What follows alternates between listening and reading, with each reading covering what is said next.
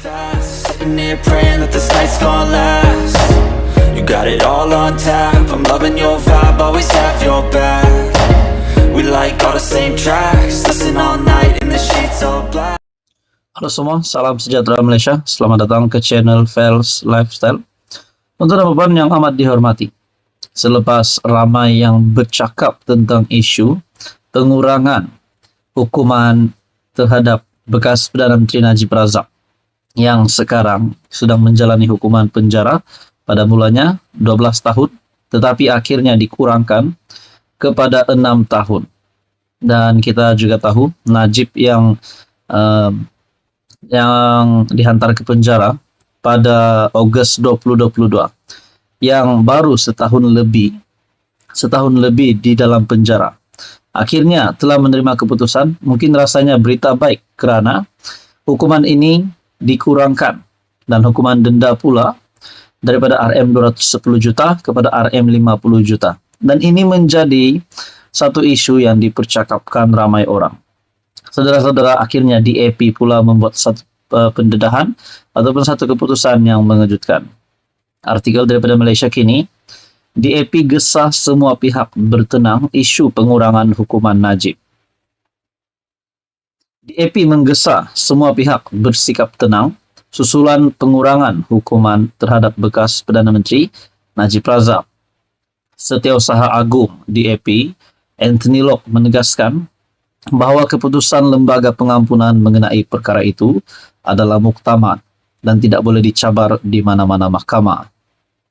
Kami difahamkan beberapa penyokong PH Pakatan Harapan kecewa dengan pengurangan hukuman Najib. Tetapi keputusan lembaga pengampunan adalah muktamad dan kabinet sama sekali tidak terlibat dalam keputusan itu, kata Locke, yang juga Menteri Pengangkutan, kepada pemberita di Seremban Negeri Sembilan. Lembaga pengampunan mengumumkan bahawa ia telah mengurangkan tempoh penjara Najib daripada 12 tahun kepada 6 tahun. Ini bermakna Najib akan dibebaskan dari penjara pada 23 Ogos 2028. Dalam mesyuarat pada 29 Januari, lembaga itu juga mengurangkan denda yang dikenakan ke atas bekas Perdana Menteri itu daripada RM 210 juta kepada RM 50 juta. Mengulas lanjut, Locke menyatakan bahawa undang-undang negara memberi ruang kepada mana-mana banduan untuk meminta pengampunan atas jenayah mereka.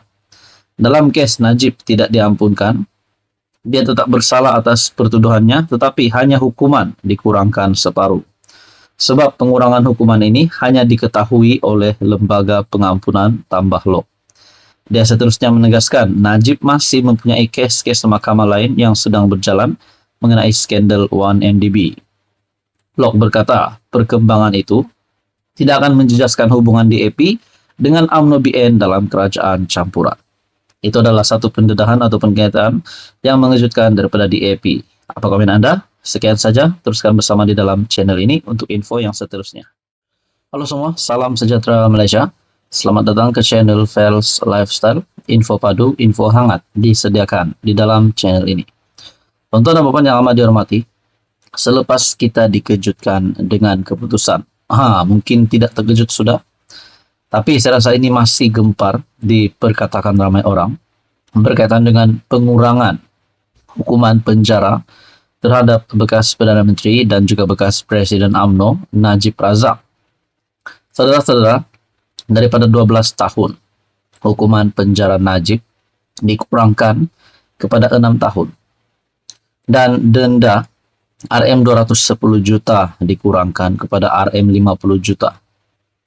Nah, saudara-saudara, selepas keputusan ini disahkan oleh pihak-pihak yang rasmi, di mana Najib dikurangkan hukumannya, mesti banyak yang gembira, tetapi dalam masa yang sama, ada juga yang tak puas hati. Nah, saudara-saudara, disangka selepas Datuk Najib Razak dikurangkan hukumannya, beliau sudah bebas, dan ini satu berita gembira untuk keluarga dan rakan-rakan dan penyokong Najib.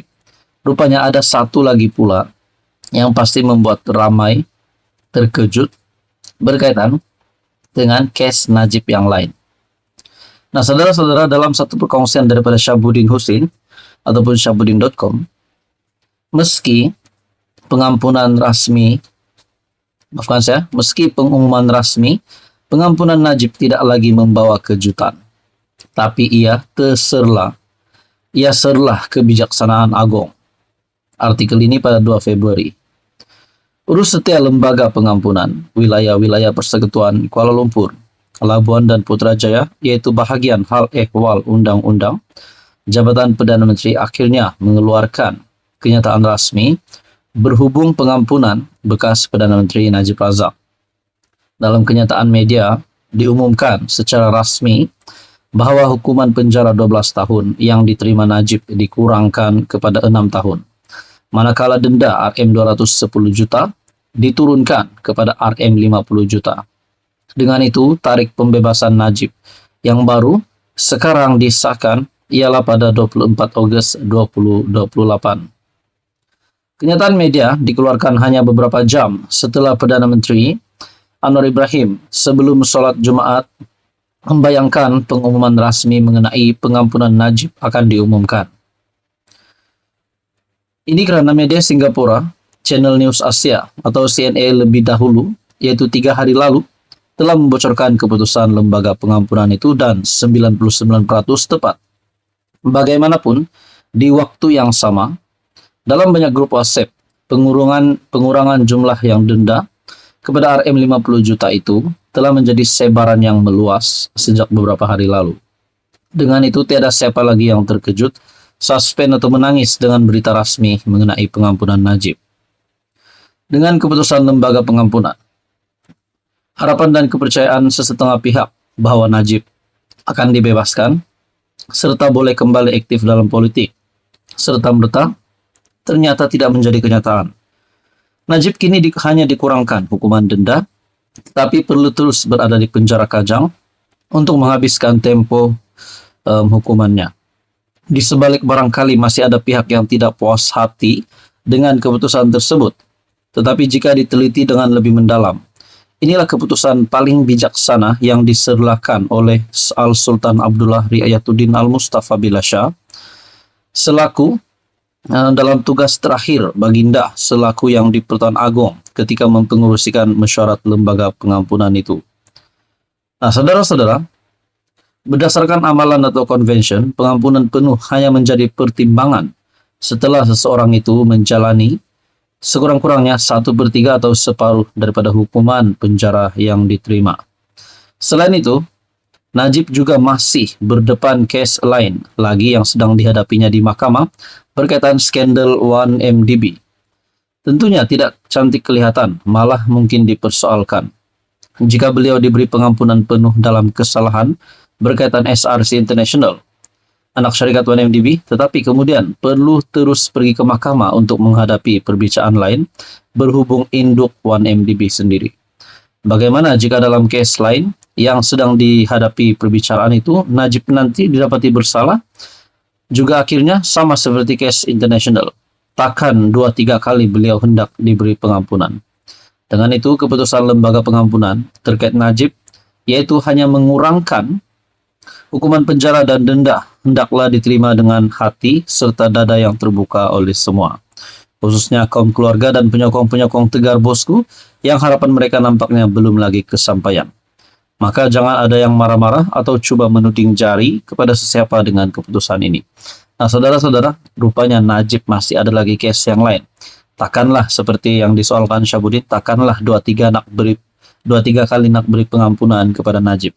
Nah, saudara-saudara, ini pas satu kejutan untuk rakyat Malaysia dan penyokong-penyokong Najib. Apa komen Anda? Sekian saja, teruskan bersama di dalam channel ini untuk info yang seterusnya.